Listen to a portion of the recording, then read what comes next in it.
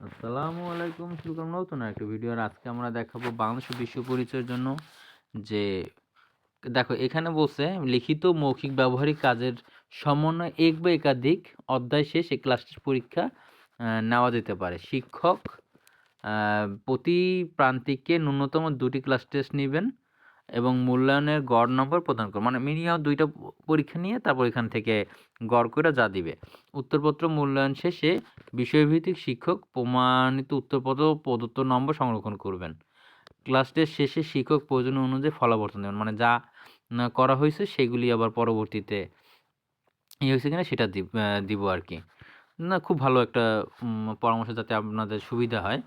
তো আমি একটু এখানে প্রশ্নের প্যাটার্নগুলো দিচ্ছি। একই রকমই, বেশি একটা উম আ ঝা ইয়ে করে নাই।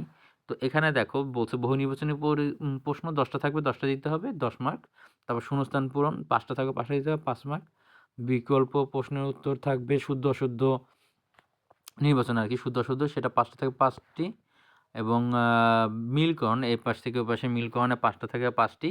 সেখানে থাকবে তোমার আ জ্ঞান ২ টা, দক্ষতা ২ টা, মূল্যবোধ ও দৃষ্টিভঙ্গি থেকে ১ টা, এরকম করে ৫ মার্ক। এখন অল্প কথায়, এইখানে অল্প কথায় উত্তর আর আগেরটা ছিল সংক্ষেপে সংক্ষিপ্ত উত্তর একই কথা। কিন্তু এখানে ৭ টার ভিতরে ৫ টা দিতে হবে। তো প্রতিটা ৩ করে, তা ৩ ৫ ১৫। আর বর্ণনামূলক থাকবে তোমার আবারও সেই ৭ টা থেকে ৫ টা দিতে হবে। সেখান থেকে তোমার ৬ করে। তা ৫ ছক ৩০। তো এই টোটাল মিলে ৭০ এর আরকি অ্যান্সার হবে। টোটাল যে আর যে ৩০ মার্কের তো ব্যাখ্যা এখানে ১০ পাইছো। তারপরে অ্যাক্টিভিটি আছে বিভিন্ন রকম, ওই ৩ টা মার্কেট নিয়েও আলাদাভাবে আমি বলব। সেটাও তোমরা দেখে নিতে পারবা। আজ এ পর্যন্তই। আবার দেখা হবে নতুন কোনো ভিডিওতে। আর অবশ্যই সাবস্ক্রাইব করে রাখো। আর আশা করি তোমরা ক্লাসের প্রতিটা সাবজেক্ট বাংলা, ইংরেজি, অঙ্ক সবগুলোতেই পেয়েছো প্রশ্নের কাঠামো এবং বুঝিয়ে দেওয়া। আর যদি কোনো সমস্যা হয় অবশ্যই কমেন্ট করো।